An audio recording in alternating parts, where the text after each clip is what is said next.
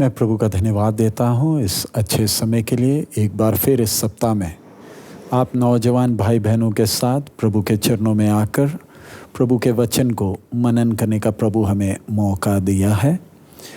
पिछले कुछ समय से हर शनिवार को हम नौजवान भाई बहन हम इकट्ठे बैठकर वचन को सीखते हैं और मेरा विश्वास है परमेश्वर हम एक एक को इन वचनों के द्वारा बलवंत कर रहा है। आसपास की परिस्थितियों को जब हम देखें तो माहौल प्रतिदिन खराब होता जा रहा है। हमारे भोपाल शहर में 10 दिन का लॉकडाउन, अलग अलग जगहों में लॉकडाउन किया जा रहा है। सरकार प्रयास कर रही है, लेकिन हम जानते हैं माहौल कैसा है। मुझे बोलने की ज़रूरत नहीं, आप जानते हैं। हम सबको मालूम है हमारे प्रभु का आगमन नज़दीक है। हमारा जीवन बहुत कीमती है। एक एक पल जो बीत रहा है वो इतिहास हो रहा है। हमारे सामने जो दिन आ रहा है वो हमारे जीवन में पहली बार और आखिरी बार है। हम एक एक ने अपने जीवन के उस कीमत को समझना है। परिस्थितियाँ बदल चुकी हैं और फिर दोबारा कब ये माहौल सब ठीक होंगे कोई कुछ कह नहीं पाएगा। आइए आज की सभा शुरू करने के पहले हम अपने सिरों को झुकाएं, प्रार्थना करें ताकि आज परमेश्वर हम एक एक से बात करें। आइए हम प्रार्थना करें। हमारे अनुग्रहकारी दयालु पिता, हम आपका धन्यवाद देते हैं प्रभु। इस संध्या समय आपके चरणों में हमारे नौजवान भाई बहनों के साथ, बच्चों के साथ प्रभु आपके चरणों में आने का मौका आपने दिया। ये सप्ताह भर आपने चलाया प्रभु। हमारे सामने बहुत सी चुनौतियां हैं। हमारी कल्पनाओं पर पानी फिर गया। बहुत अच्छी योजनाएं बनाई थी, बहुत से प्रोग्राम थे प्रभु, लेकिन वो सब बदल चुका है। आने वाले दिनों में अब हम अगला कदम कैसे लें हमें नहीं मालूम, लेकिन आप हमारे साथ हैं। आप कभी नहीं बदलते हैं प्रभु। आपके वचन के लिए धन्यवाद देते हैं। आज की सभा के द्वारा हम एक एक को आप बलवंत करें। आपकी इच्छा को पहचान कर दिलेरी से एक एक चुनौतियों को सामना करने के लिए हमें सहायता करें। आपकी आशीष हम मांगते हैं, यीशु मसीह के मधुर नाम से हम मांगते हैं, आमीन। पिछले सप्ताह हमने देखा था किस प्रकार इस्राएल का राजा साउल, उस पर दुष्टात्मा उतरती थी और प्रभु का अभिषिक्त दाऊद जब वीणा बजाता था, साउल के अंदर से दुष्टात्मा निकल जाती थी। साउल भी एक समय परमेश्वर का आत्मा का अभिषेक उस पर था। इस्राएल का राजा है, था नहीं, इस्राएल का राजा है। दाऊद जो भेड़ बकरियां चराता था, कैसे वीणा बजाता है। उस विषय को हमने पिछले सप्ताह मनन किया कि कैसे एक परमेश्वर का जन जो अपने जीवन को क्रम में डालता है, अनुशासन में डालता है, परमेश्वर के वचन के अनुसार अपने जीवन को ढालता है, उसका जीवन कितना आशीष का होता है, दूसरों के लिए कितना तसल्ली का होता है। शाऊल जिसमें दुष्टात्मा थी, दाऊद उधर बस वीणा बजा रहा और वो आवाज़, मधुर आवाज़ सुनकर दुष्टात्मा साउल में बैठ नहीं पाता था, छोड़ जाता था। शाऊल को कितना राहत मिलता था। आइए हम इस सप्ताह हम पहला सामुएल 17 अध्याय में हम अपना ध्यान लगाएं। इस अध्याय में हम लोग देखते किस प्रकार इस्राएल के सामने गोलियत आकर 40 दिन इस्राएल की प्रजा को ललकार रहा है। साउल राजा भी है और मैं पढ़ूंगा पहला सामुएल 17 अध्याय उसका 1 से मैं पढ़ रहा हूँ। अब फिलिस्तियों ने युद्ध के लिए अपनी सेनाओं को इकट्ठा किया और यहूदा देश के सोको में एक साथ होकर सोको और अजेका के बीच एपेस दमीम में डेरा डाले। शाऊल और इस्राएली पुरुषों ने भी इकट्ठे होकर एला नामक तराई में डेरा डाले और युद्ध के लिए फिलिस्तियों के विरुद्ध पांति बांधी। पलिश्ती तो एक ओर के पहाड़ पर और इस्राएली दूसरी ओर के पहाड़ पर खड़े रहे और दोनों के बीच तराई थी। तब पलिश्तियों की छावनी में से गोलियत नामक एक वीर निकला जो गत नगर का था और उसकी लंबाई 6 हाथ 1 बीता थी। उसके सिर पर पित्तल का टोपा था और वह एक पत्थर का झिलम पहने हुए था जिसका तोल 5000 शेकेल पित्तल का था। उसकी टांगों पर पित्तल के कवच थे और उसके कंधों के बीच बर्छी बांधी थी। उसके भाले की छड़ झूले के डोंगी के समान थी और उस भाले का फल 600 शेकेल लोहे का था और बड़ी ढाल लिए हुए एक जन उसके आगे आगे चलता था। वह खड़ा होकर इस्राएली पांतियों को ललकार के बोला, तुमने यहाँ आकर लड़ाई के लिए क्यों पांति बांधी है? क्या मैं फिलिस्ती नहीं हूँ और तुम शाऊल के अधीन नहीं हो? अपने में से एक पुरुष चुनो कि वह मेरे पास उतर आए। यदि वह मुझसे लड़कर मुझे मार सके तब तो हम तुम्हारे अधीन हो जाएंगे, परंतु यदि मैं उस पर प्रबल होकर मारूं तो तुमको हमारे अधीन होकर हमारी सेवा करनी पड़ेगी। फिर वह पलिश्ती बोला, मैं आज के दिन इस्राएली पांतियों को ललकारता हूं, किसी पुरुष को मेरे पास भेजो कि हम एक दूसरे से लड़ें।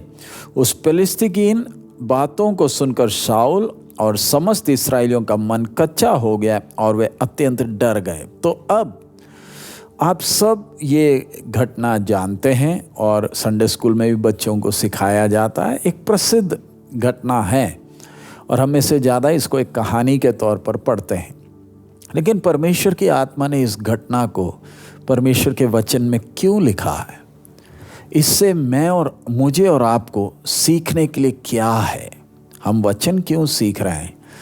सिर्फ कहानी सुनने के लिए नहीं, परमेश्वर का वचन है, एक एक घटना को विस्तार में लिख कर रखा है और इतने सालों पहले, हजारों साल पहले हुई घटना को मैं और आप आज क्यों पढ़ रहे हैं? ताकि आपने और मैंने इस वचन को पढ़कर, इस घटना को पढ़कर कई बातों को समझना, कई सिद्धांतों को समझना और अपने जीवन को उस प्रकार ढालना ताकि हमारे जीवन में परमेश्वर की इच्छा पूरी हो सके। सो इधर इस्राएल के सामने फिलिस्ती पांति बांधे हुए हैं, लड़ने के लिए आए हैं। फिलिस्ती बार बार इस्राएली से लड़ते थे, वो हार जाते थे, फिर आते थे।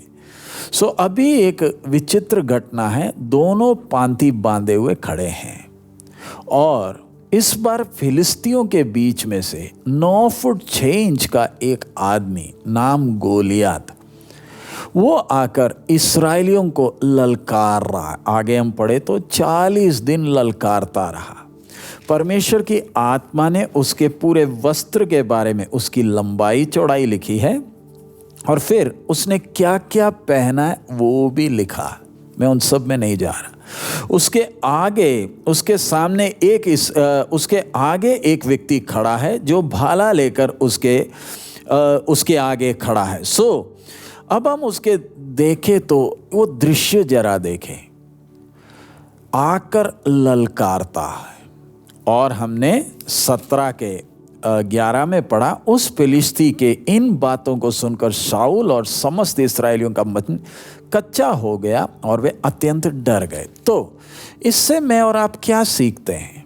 इधर हम इस अध्याय में 3 व्यक्तियों को देखते हैं। नंबर 1 गोलियत, नंबर 2 शाऊल, नंबर 3 दाऊद। हम इन 3 व्यक्तियों को जरा देखें, इनके व्यक्तित्व को देखें, इनकी सोच को देखें। परमेश्वर की आत्मा ने 17वें अध्याय में 3 व्यक्तियों को हमारे सामने खड़ा किया। सबसे पहले गोलियत को जरा देखें, दिलेरी से आकर खड़ा है। इससे मैं और आप क्या सीखते हैं? हमारे सामने ये गोलियत कौन? 2020 में मेरे सामने जो गोलियत है ये कौन है? जरा रुक कर प्यारे भाई और बहन, जरा रुक कर ध्यान दे, मेरे सामने आया हुआ ये गोलियत कौन है? हमारे सामने चुनौतियां हैं, और हम इन चुनौतियों को कई बार समस्या समझते हैं।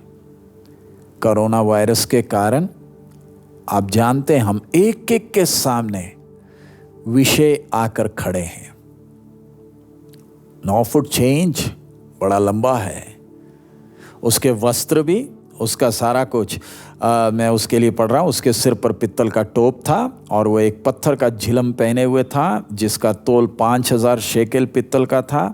उसकी टांगों पर पित्तल के कवच थे और उसके कंधों के बीच भरची बांधी थी।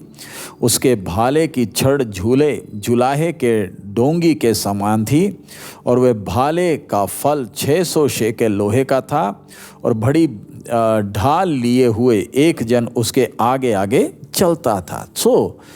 अब जब इसको देखते हैं, इस्राएली साउल समेत डर गए, इसका सामना कौन करेगा?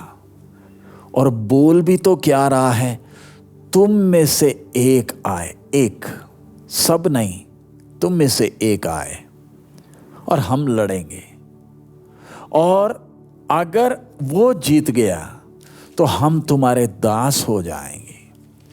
मैं और आप जरा ध्यान दें, हमारे सामने जो समस्या आकर खड़ी है, मैं और आप उस विषय को देखकर हमारी सोच क्या है? जो विषय मेरे सामने, आप जानते कईयों के लिए पढ़ाई की समस्या है। कल हमने समाचार पत्रों में पढ़ा, अब तो सब ऑनलाइन हो गया। कितने गरीब बच्चे हैं, माँ बाप हैं, उनके पास ऑनलाइन की सुविधा नहीं है। हिमाचल में एक गरीब किसान अपने गाय को बेचा 6000 रुपये में ताकि अपनी बेटी के लिए एक फ़ोन खरीद कर दे दें। मैं सिर्फ एक उदाहरण बोल रहा हूँ। ऐसे कितने बच्चे हैं ऑनलाइन पढ़ाई नहीं कर पा रहे। ये तो एक बात। आप कॉलेज में पढ़ रहे हैं, शायद आपका पेपर नहीं हुआ, आगे का भविष्य अटका हुआ है, शायद आपके परिवार में समस्या है, आपकी तबीयत में समस्या है, आपके पड़ोसी से आप परेशान हैं, आपके पारिवारिक जीवन में समस्या होगी या आर्थिक समस्या होगी। आपके सामने जो ये 9 फुट चेंज का है, भाला, टोपी, झिलम सब लेकर खड़ा है, ये आपके सामने की समस्या। अब आप इस समस्या को देखकर आपके मन में क्या चल रहा है, जरा मनन करें। मैं इस समस्या को देखकर क्या मैं डर गया हूं? मैंने अपना दिल छोड़ दिया है क्या? आज बहुत से लोग हमसे भी कहते हैं आप हमारे लिए प्रार्थना करें। किस विषय में? मेरे आगे गोलियात खड़ा है, ललकार रहा है, 40 दिन पूरा समय उसकी आवाज सुनकर डर आ रहा है। प्यारे अजीजों, आपके सामने की समस्या को देखकर आप डरे हुए हैं, भाग रहे हैं? क्यों? दुनिया डरती है। आप एक विश्वासी हैं। विश्वासी का मतलब हम में और संसार में फर्क क्या है? मैंने अपना जीवन एक के हाथ में दे दिया है। जिसके हाथ में सौंपा है वो कौन है? वो सृष्टि का बनाने वाला सिर्फ नहीं, वो मेरा उद्धारकर्ता भी है, सृष्टिकर्ता भी है, उद्धारकर्ता भी है। उसका वचन मेरे हाथ में है, मैं तुझे कभी नहीं छोड़ूंगा, जगत के अंत तक मैं तेरे साथ हूं। मेरे और आपके साथ जब सृष्टि का बनाने वाला इस समय जब है, फिर आप इस समस्या को समस्या कर कर क्यों देख रहे हैं? आज हम में से बहुत लोग समस्या को समस्या कर कर देखते हैं, बुड़बुड़ाते हैं, निराश हैं, क्या करूं, दिल छोड़ दिया है। तो क्या आप इस समय गोलियात को देख रहे हैं या आपके साथ जो है उसकी उपस्थिति को आप अनुभव कर रहे हैं? अगर परमेश्वर की उपस्थिति को आप अनुभव करते हैं तो गोलियात आपको डरा नहीं पाएगा। समस्या को सामने खड़े रहने दें। आपने और मैंने उसको सामना करना है। हम चाहते हैं ये समस्या हट जाए, नहीं, सर्वशक्तिमान परमेश्वर ने यह होने क्यों दिया? ताकि आप या मैं और परमेश्वर ने मिलकर इसको सामना करना है। यह समस्या नहीं है, यह जीवन में आए एक चुनौती है। हम अकेले नहीं, मेरे साथ परमेश्वर है। क्या आज इस संध्या समय आप इस बात को स्वीकारेंगे कि मैं अकेला नहीं? मैं इस गोलियत को देखकर डर क्यों रहा हूं? ये समस्या को देखकर मैं बेहाल क्यों हूं? क्या परमेश्वर मुझे छोड़कर चला गया है? क्या मैं और परमेश्वर इसको सामना नहीं कर सकते? आपके साथ एक है जिसने वायदा किया है, मैं तुझे कभी अनाथ नहीं छोड़ूंगा। वो हमारे साथ होने के कारण स्वर्गदूत भी तो हैं। तो आइए आज अपने कमर को हम कसें, गोलियत को देकर ना डरें। इधर हम गोलियत को देखने के बाद आगे हम चलते हैं। उसका आगे हम 17वां में हम उसका 12 देख रहे हैं, 17 का 12। अब अगला व्यक्ति दाऊद, यहूदा के बेतलेहम के उस एप्राती पुरुष का पुत्र था जिसका नाम यिशै था, और उसके 8 पुत्र थे। और वह पुरुष शाऊल के दिनों में बूढ़ा और निर्बल हो गया था। यिशै के 3 बड़े पुत्र शाऊल के पीछे होकर लड़ने को गए थे, और उनके 3 पुत्रों के नाम जो लड़ने को गए थे ये थे, अर्थात ज्येष्ठ का नाम एलियाब, दूसरे का अबीनादाब और तीसरे का शम्मा था। सबसे छोटा दाऊद था, और तीनों बड़े पुत्र शाऊल के पीछे होकर गए थे। और दाऊद बेतलेहम में अपने पिता की भेड़ बकरियां चराने को शाऊल के पास से आया जाया करता था। ये विषय हमने पहले देख लिया, मैं उसमें नहीं जा रहा। पिछले बार हमने देखा बकरियां भी चराता था। शाऊल के अंदर जब दुष्ट आत्मा आती थी, वीणा भी बजाता था। वीणा भी बजाकर वापस किधर? बकरियां चराने जाता है। अगला, वह फिलिस्ती को 40 दिन तक सवेरे और सांझ को निकट जाकर खड़ा हुआ करता था। वो फिलिस्ती तो 40 दिन तक सवेरे और सांझ को निकट जाकर खड़ा हुआ करता था। 40 दिन पूरा समय। हाँ, यिशै ने अपने पुत्र दाऊद से कहा, देखिए परमेश्वर का आत्मा कैसे एक एक घटना को लिख रहा है। ये एपा भर भुना हुआ अनाज और ये 10 रोटियां लेकर छावनी में अपने भाइयों के पास दौड़ जा, और पनीर के 10 टिक्कियां उनके सहस्रापति के लिए ले जा, और अपने भाइयों का कुशल देकर उनकी कोई निशानी ले आना। शाऊल और तेरे भाई और समस्त इस्राएली पुरुष एला नामक तराई में पलिस्तियों से लड़ रहे हैं। अतः दाऊद सवेरे उठा, भेड़ बकरियों को किसी रखवाले के हाथ में छोड़कर यिशै के आज्ञा के अनुसार उन वस्तुओं को लेकर चला। और अब इधर हम धीरे से इन बातों को देख रहे हैं। दाऊद, उसके बाप ने उसे एक जिम्मेवारी दी है। कौन सी जिम्मेवारी? 3 भाई हैं, लड़ाई में गए हैं, हाल पूछकर वापस आना है। तो इधर परमेश्वर का आत्मा क्या लिख रहा है? दाऊद अपनी भेड़ बकरियों को किसी रखवाले के हाथ में छोड़कर यिशै के आज्ञा के अनुसार उन वस्तुओं को लेकर चला। अब अगला, अब गोलियत की चिंता ना करें, आपके सामने की समस्या की चिंता ना करें। परमेश्वर आपसे बात कर रहा है। आपको जिस हाल में रखा है, उस हाल में आप और मैं कितने विश्वास योग्य हैं, जरा अपने आप को जांचें। मुझे जिस हालत में प्रभु ने रखा है, हम कई बार समस्या को देकर बुड़बुड़ाते हैं और हम बोलते हैं, पास्टर जी आप प्रार्थना करें, मेरी ये समस्या है। लेकिन आज प्रभु की आत्मा आपसे पूछती है, आपको जिस परिस्थिति में रखा है, आप उसमें कितने विश्वास योग्य हैं। दाऊद को भेड़ बकरियां सौंपा है, वह ऐसे ही छोड़कर नहीं गया है, अपनी भेड़ बकरियों को किसी के हाथ में सौंप कर गया। जिम्मेवार है, जिम्मेवार है। नौजवान भाई और बहन, क्या आप जिम्मेवार हैं?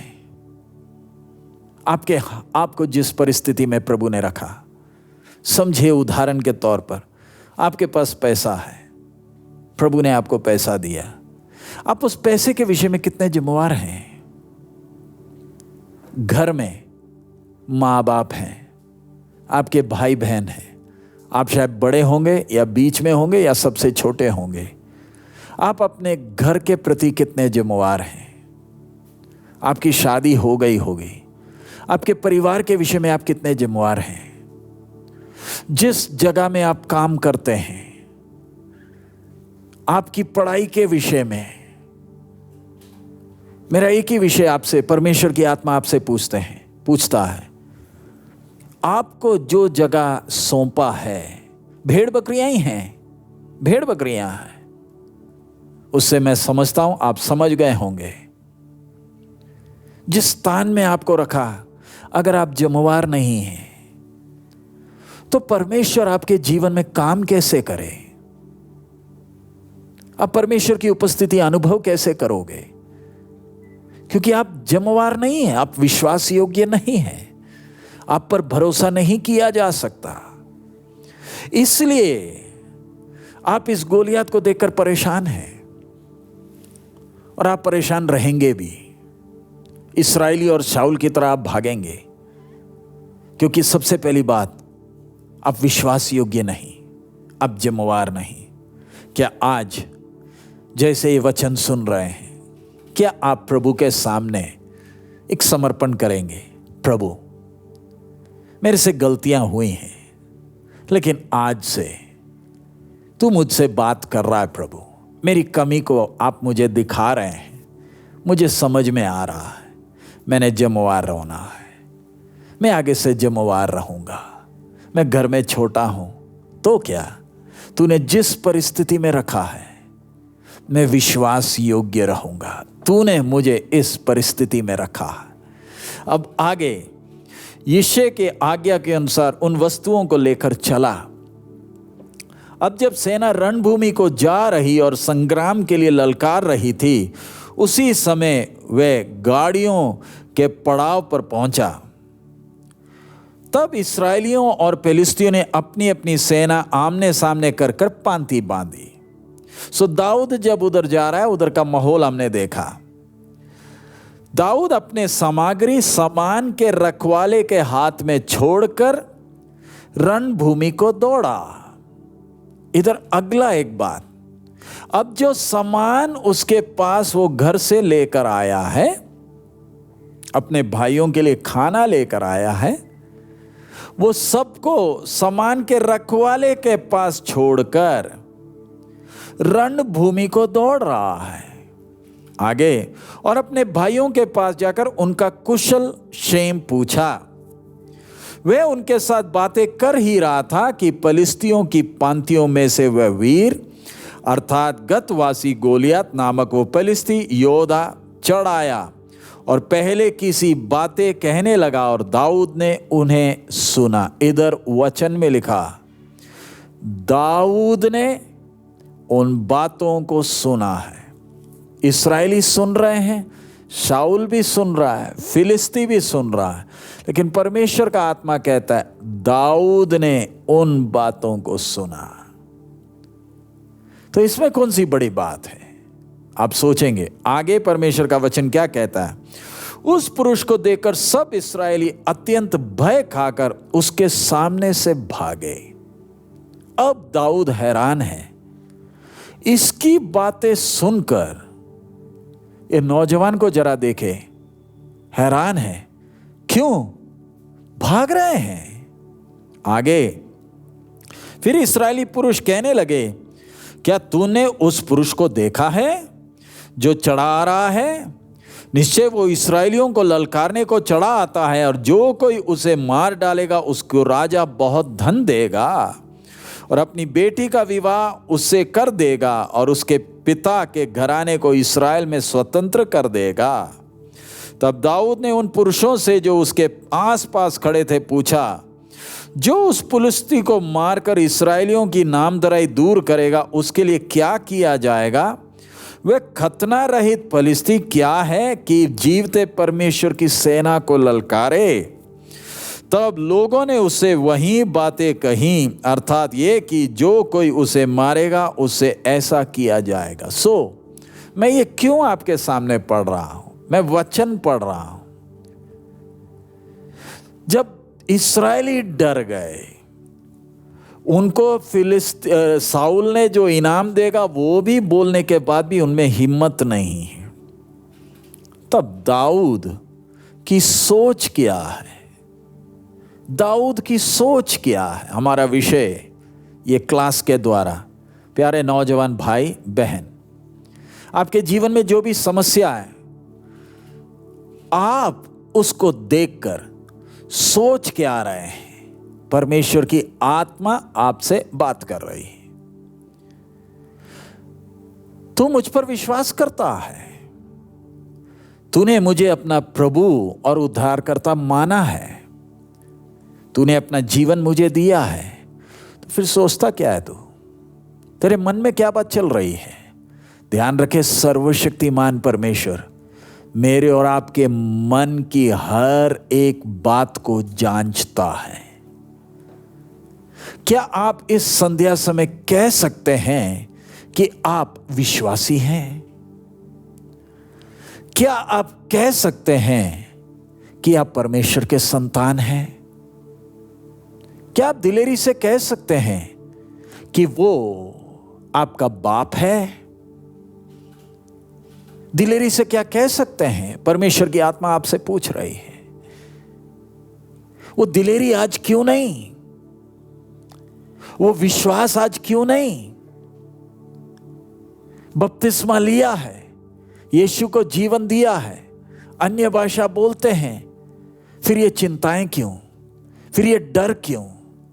फिर ये सोच आपकी कैसे?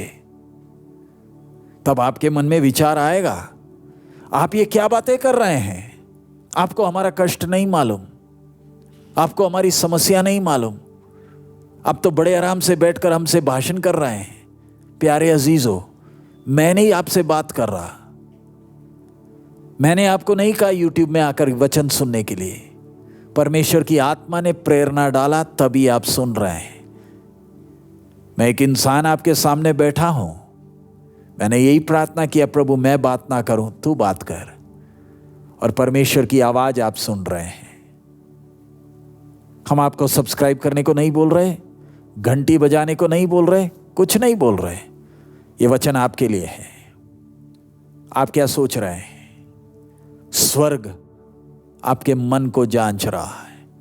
इधर दाऊद को जरा देखें, जब बाकी डर के मारे भाग रहे हैं, दाऊद की सोच क्या है? दाऊद ने पुरुषों से जो उसके आसपास खड़े थे पूछा, जो उस फिलिस्ती को मारकर इस्राएलियों की नामधराई दूर करेगा, उसके लिए क्या किया जाएगा? दाऊद के लिए विषय शाऊल की लड़की नहीं है।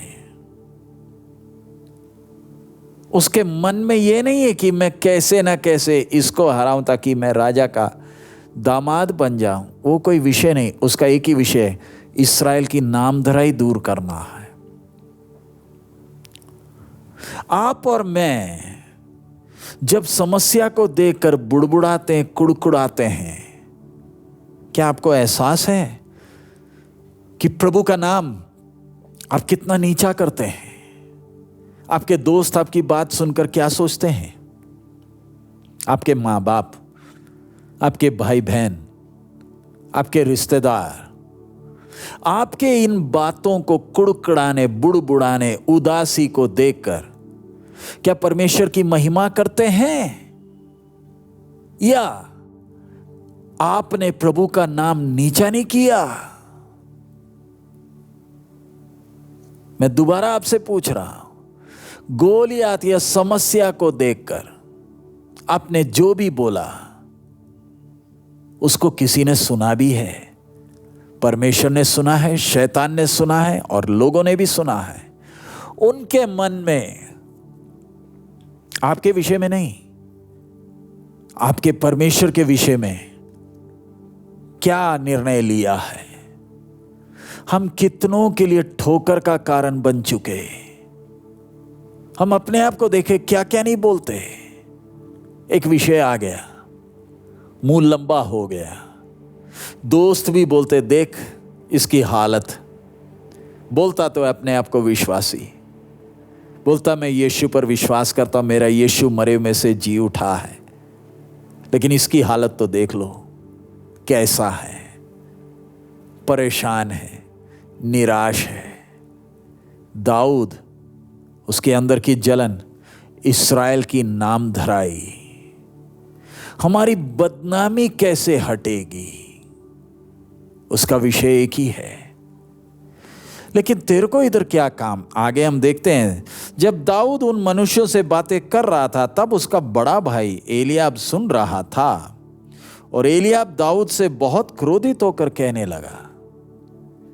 दाऊद भाइयों का हालचाल पूछकर इस्राएलियों से बाद में बातें कर रहा, बड़ा भाई क्रोधित हो गया। बड़े भाई को गुस्सा क्यों आ गया? भैया आप क्यों गुस्से में आ गए? आप तो फौजी हो, मेरा काम तो बकरी चराना है, मेरा काम लड़ाई नहीं है। आप योद्धा हो, 3 लोग हो आप, मैं तो आपका हाल पूछने आया हूं। मैंने आपका क्या बिगाड़ा?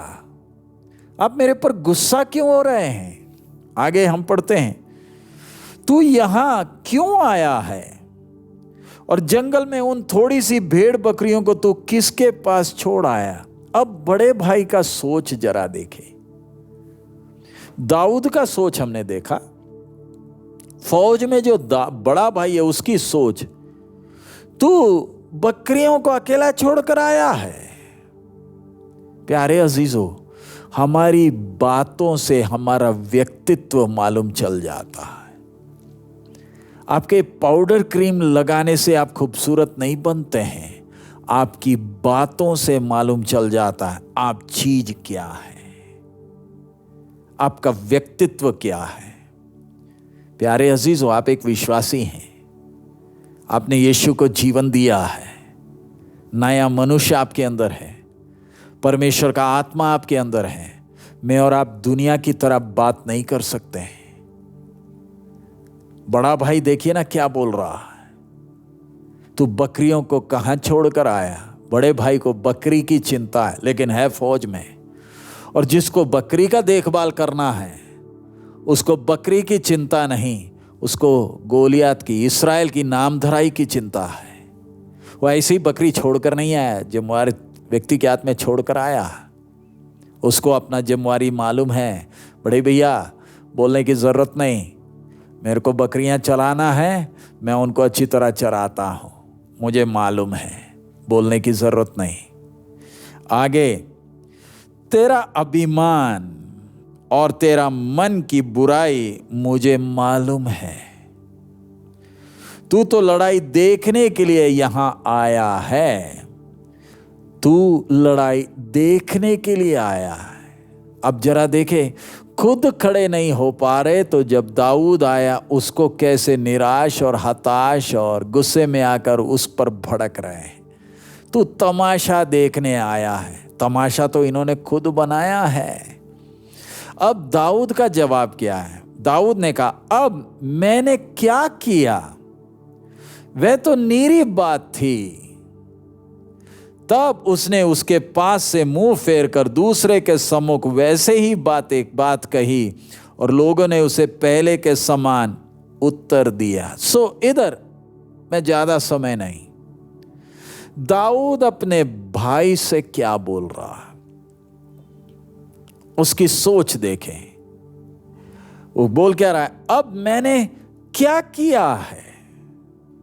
ये तो नीरी बात है, ये तो नीरी बात थी, मैंने क्या बिगाड़ा है? अब ये दाऊद, अब हम रुक कर जरा इस दाऊद को देखें। दाऊद ऐसे कैसे उसको दिलेरी आ रही, कैसे दिलेरी आ रही? ध्यान रखे, परमेश्वर की उपस्थिति को अनुभव करता है। जो परमेश्वर की उपस्थिति को अनुभव करता है, उसकी बात, उसकी सोच दुनिया से बिल्कुल हटकर है।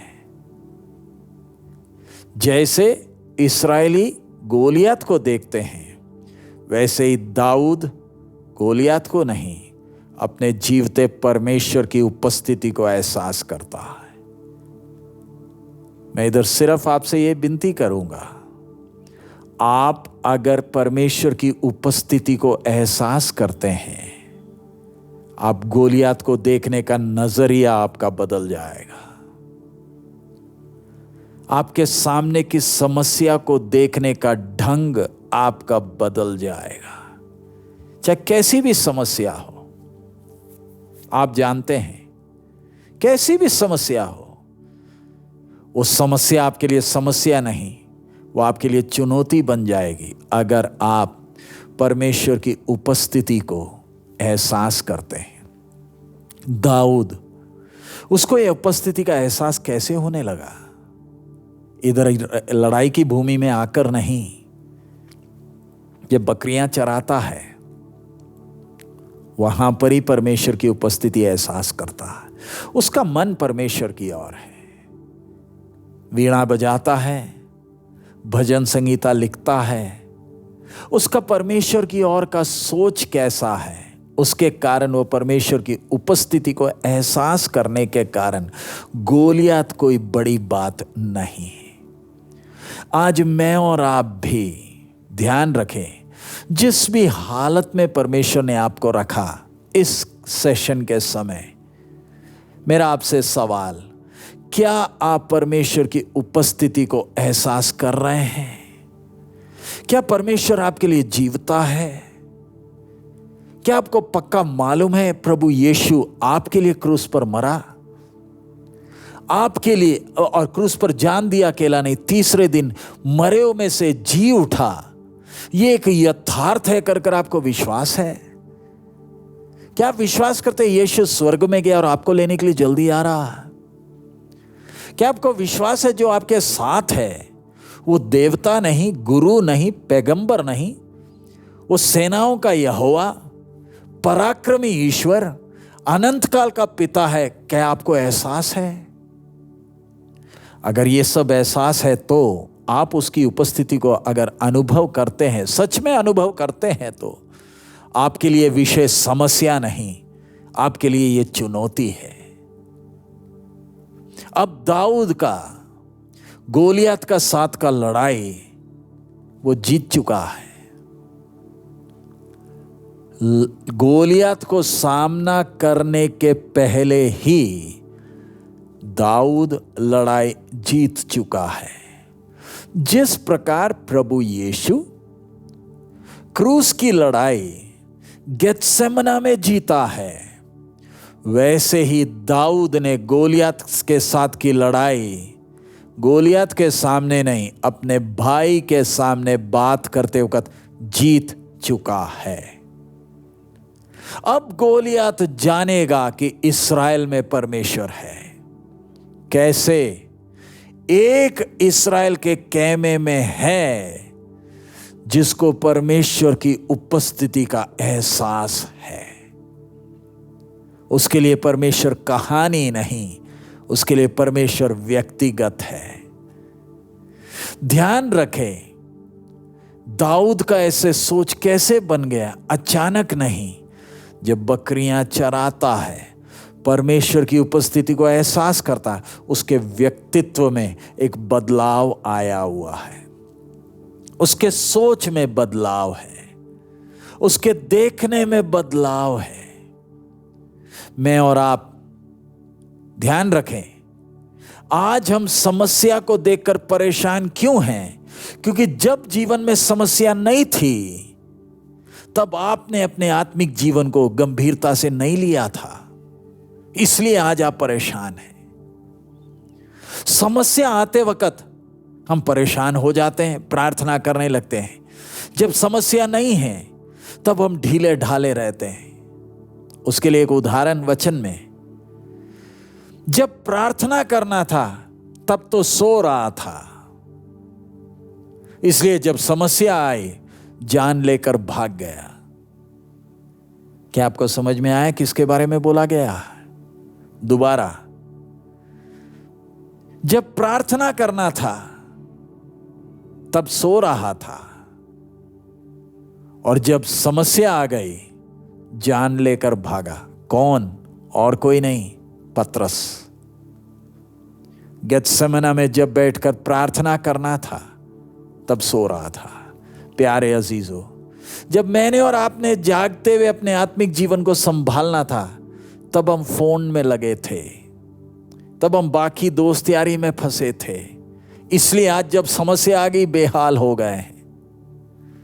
क्या आज आप प्रार्थना करेंगे, हे प्रभु मैं अपनी गलती को समझता हूं। ये वचन हम क्यों सीख रहे हैं? ताकि हम अपने आप को सुधार सकें। प्यारे अजीजों, आने वाले दिनों में और भी बड़े बड़े गोलियात आने वाले हैं। मेरे और आपके जीवन में और बड़े बड़े गोलियात आने वाले हैं।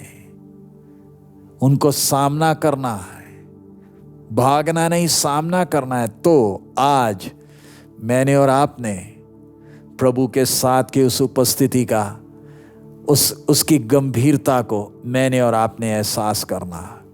इधर दाऊद की ये बात शाऊल तक पहुंच गई और शाऊल ने बुलवाया। तब दाऊद ने शाऊल से कहा, किसी मनुष्य का मन उसके कारण कच्चा ना हो, तेरा दास जाकर उस फिलिस्ती से लड़ेगा। आप डरना नहीं, तेरा दास जाकर लड़ेगा। अपने आप को कितना नम्र किया। शाऊल ने दाऊद से कहा, तू जाकर उस फिलिस्ती से विरोध युद्ध नहीं कर सकता, क्योंकि तू तो लड़का ही है और वह लड़कपन ही से योद्धा है। दाऊद ने शाऊल से कहा, तेरा दास अपने पिता की भेड़ बकरियों चराता था, और जब कोई सिंह या भालू झुंड में से मेमना उठा ले जाता तब मैं उसका पीछा कर कर उसे मारता और मेमने को उनके मुंह से छुड़ा लेता, और जब वे मुझ पर हमला करते तब मैं उनके केश को पकड़कर उसे मार डालता था। तेरे दास ने सिंह और भालू दोनों को मारा है, और वो खतना रहित फिलिस्ती उनके समान हो जाएगा, क्योंकि उसने जीवते परमेश्वर की सेना को ललकारा है। फिर दाऊद ने कहा, यहोवा जिसने मुझे सिंह और भालू दोनों के पंजे से बचाया, वह मुझे उस फिलिस्ती के हाथ से भी बचाएगा। अब दाऊद क्या बोल रहा है? शेर और भालू की बात अब बता रहा है। किसी को नहीं मालूम, किसी को नहीं मालूम। जब जरूरत पड़ी तब अपना अनुभव बताता है।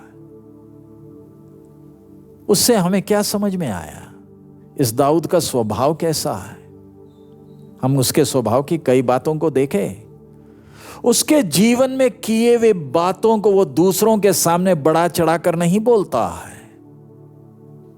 हम नौजवानों के लिए सबक है। देखिए, नौजवानों का क्लास, इस साल हमारा नौजवानों का कैंप नहीं है। हर शनिवार आपके लिए वचन हम पहुंचा रहे हैं, प्रभु की आत्मा पहुंचा रही है। इससे हम अपने आप को सुधारना है। जो चीज़ों को ठीक करना है ठीक करें, जो चीज़ों को हमने सीखना है उनको हम सीखें। अपने जीवन में हुई शेर को फाड़ दिया, भालू को फाड़ दिया, दाऊद के लिए और दूसरों को बताने के लिए बड़ी बात नहीं है, कोई बड़ी बात नहीं है। जब जरूरत पड़ा तब लड़का राजा को बोल रहा है। राजा बोलता है, तू तो लड़का है, तू क्या फिलिस्ती को सामना करेगा? आपके लिए मैं लड़का हूं, आपके लिए मैं लड़का हूं, लेकिन जिसने मुझे सामर्थ्य दी उनको फाड़ने के लिए, वही हाल इस गोलियात का होगा। प्यारे अजीजों, प्यारे अजीजों, क्या आप भी इस समस्या को देखकर आप भी कुछ बोल सकते हैं? क्या बोल रहे हैं आप? हे समस्या, तू मुझे बर्बाद करने आया, जिसने मुझे अभी तक चलाया। मुड़कर देखे भाई और बहन अपने जीवन में। क्या आप में से कोई बोल सकता है, मैंने परमेश्वर के हाथ को अपने जीवन में देखा है? क्या आप बोल सकते हैं? क्या प्रभु ने आपको चलाया? क्या अभी तक अपने सामर्थ के हाथ, भुजा को आपके जीवन में प्रकट नहीं किया? मुड़कर देखें, दाऊद क्या बोल रहा है? शेर और भालू को अगर फाड़ा है तो ये गोलियात का भी यही हाल होगा। आगे शाऊल, देखिए हम शाऊल क्या बोलता है। तब शाऊल ने अपने वस्त्र शाऊल ने दाऊद से कहा, जा यहोवा तेरे साथ रहे। अब हम अगला व्यक्ति शाऊल को देखते हैं। हमने गोलियात को देखा, दाऊद को देखा, शाऊल को देखे। विश्वासी है, दुष्ट आत्मा आती है, डर के मारे तंबू में बैठा है, डर के मारे। शाऊल का कद पूरे इस्राएल में उस सबसे लंबा इस्राएली शाऊल के कंधे से नीचे था। इतना कद वाला जो इतने फिलिस्ती को पहले हरा चुका है, वो डर के मारे उधर बैठा है। लेकिन दाऊद को बोलता है, खुद क्या बोल रहा है दाऊद से, उसने कहा यहोवा तेरे साथ रहे। मेरे साथ तो नहीं है, तेरे साथ रहे। विश्वासी है, लेकिन परमेश्वर की उपस्थिति को एहसास नहीं करता। प्यारे अजीजों, एक बात, आपकी समस्या, कई लोग मुझे फोन करते हैं, अपने चिट्ठी भी लिखते हैं, प्रार्थना करें। प्यारे अजीजों, जो मेरे साथ है क्या वो आपके साथ नहीं है? मेरा बाप और आपका बाप क्या दोनों दो हैं? वो मेरी प्रार्थना सुनता है तो क्या आपका नहीं सुनेगा? शाऊल बोलता है, तू जा यहोवा तेरे साथ, मेरे साथ नहीं है। क्या आज इस नौजवान की सभा के द्वारा क्या आप इस बात को स्वीकारेंगे? मेरे साथ भी है, मेरे साथ भी है, दूसरे के साथ अकेले नहीं, मेरे साथ भी है। आगे तब दाऊद ने उसको 38, तब शाऊल ने अपने वस्त्र दाऊद को पहनाए और पित्तल का टोप उसके सिर पर रख दिया और झिलम उसको पहनाया। तब दाऊद ने उसकी तलवार वस्त्र के ऊपर कसी और चलने का यत्न किया। उसने तो उनको ना परखा था, इसलिए दाऊद ने शाऊल से कहा, इन्हें पहने हुए मुझ से चला नहीं जाता, क्योंकि मैंने इन्हें नहीं परखा है। और दाऊद ने उन्हें उतार दिया। तब उसने अपनी लाठी हाथ में ली और नाले में से 5 चिकने पत्थर उठाकर अपनी चरवाही की थैली अर्थात अपनी झोले में रखे और अपना गोफन हाथ में लेकर फिलिस्ती के निकट गया। जरा देखें शाऊल उसको क्या क्या दे रहा। दाऊद बोलता है, रहने दे।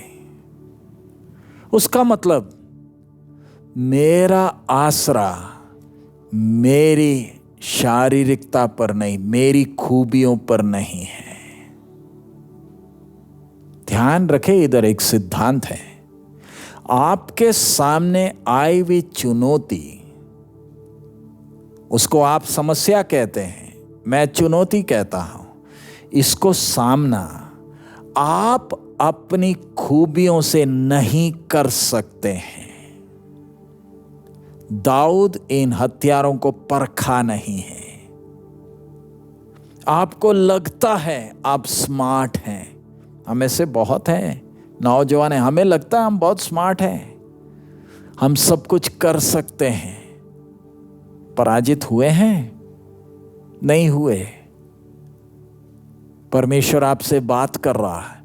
अपने बल पर, अपने अकल पर, अपनी खूबियों पर भरोसा ना करें, चला नहीं जाएगा। दाऊद चल नहीं पाया।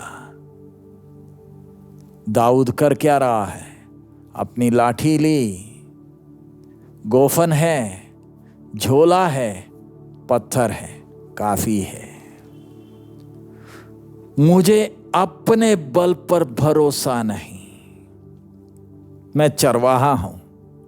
अब बाद में हम देखते हैं दाऊद को ये सब लेकर आते हुए देखते वक्त फिलिस्ती बोलता है, क्या तू मुझे कुत्ता समझता है? चरवाहे की तौर पर ही आ रहा हूं।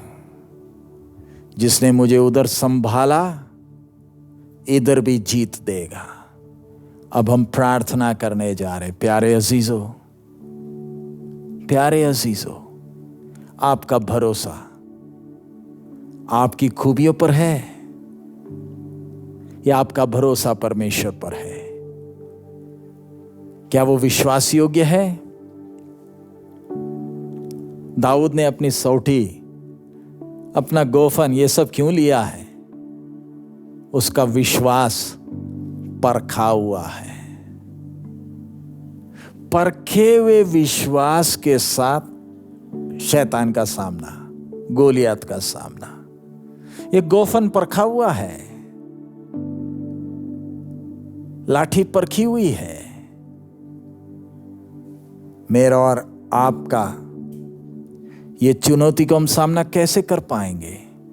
हमारे परखे हुए विश्वास के द्वारा ही संभव है। परखा हुआ विश्वास। मेरे और आपके जीवन में समस्याएं क्यों आ रही हैं? परमेश्वर हमारे विश्वास को परख रहा है। ये गोलियत हमारे विश्वास को परखने के लिए सामने आया है। जब बाकी डर के मारे भाग रहे हैं, आपका आसरा आपकी खूबी पर है या आपके प्रभु पर है? आइए हम अपने सिरों को झुकाएं, प्रार्थना करें। 3 व्यक्ति। अब मैं लड़ाई में नहीं गया।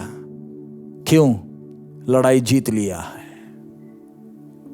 दाऊद जीतने के लिए नहीं जा रहा है, दाऊद जीत चुका है।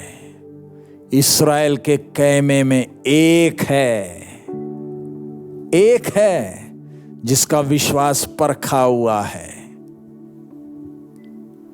अगर वो शेर और भालू को फाड़ने के लिए मदद किया तो ये खतना रहित भी फाड़ा जाएगा।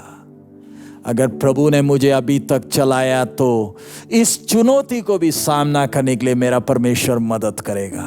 प्यारे अजीजों, दिल ना छोड़ें, दिल ना छोड़ें। शैतान ललकारता है, शैतान निराश करने के लिए बहुत बातें बोलता है। घुटने के बल बैठ जाएं और शैतान से बोले, तूने मुझे निराश करने का बहुत कोशिश किया, बहुत बातें मेरे जीवन में लाया, लेकिन आज मैं अपने प्रभु की सहायता के साथ मैं तेरा सामना करता हूं। ये जो भी समस्या है, ना तो बल से ना तो शक्ति से, पर मेरे परमेश्वर की आत्मा के द्वारा इस चुनौती को मैं सामना करूंगा। मेरा प्रभु का नाम ऊंचा करूंगा। आइए हम अपने सिरों को झुकाएं, प्रार्थना करें। अपने आप को जांचें। ये सभा समाप्त होने के बाद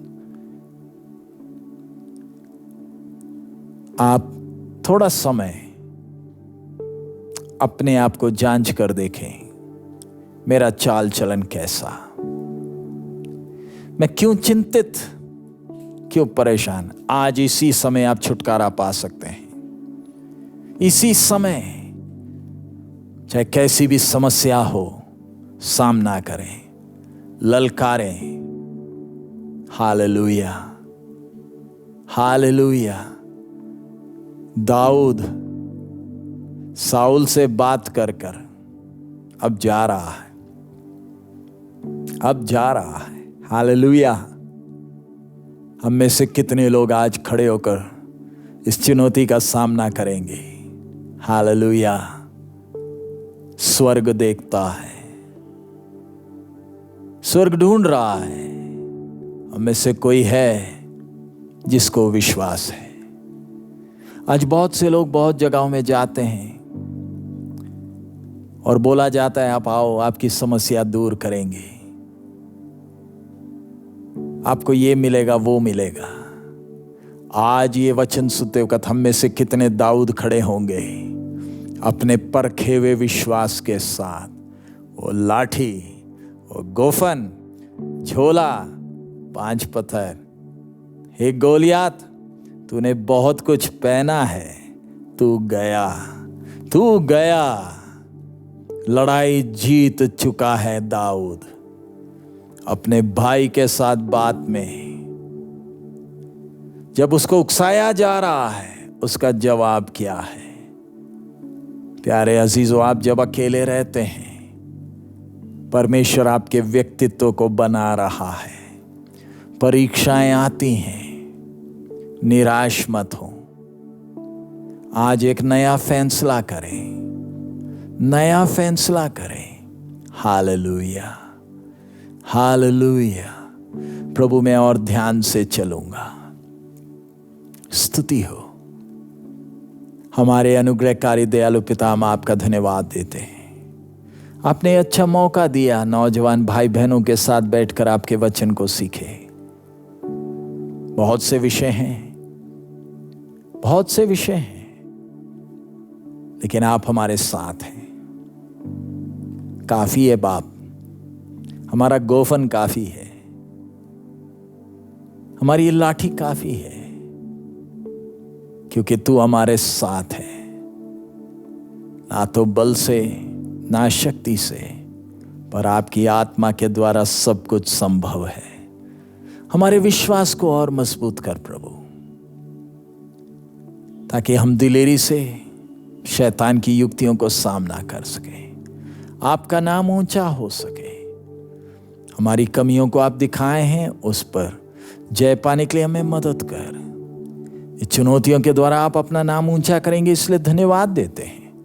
आपकी आशीष मांगते हैं सप्ताह भर आपके साथ चलने के लिए, आपकी उपस्थिति को एहसास करने के लिए हमें एक एक को मदद कर। सब महिमा आप ही को देते हैं, यीशु मसीह के मधुर नाम से हम मांगते हैं, आमीन। प्रभु यीशु का अनुग्रह, पिता का प्रेम, पवित्र आत्मा की सहभागिता हम सबके साथ अब से लेकर हमारे प्रभु के आगमन तक होती रहे, आमीन आमीन। प्रभु आप सबको आशीष दे। मारानाथा हमारे लिए भी प्रार्थना करें।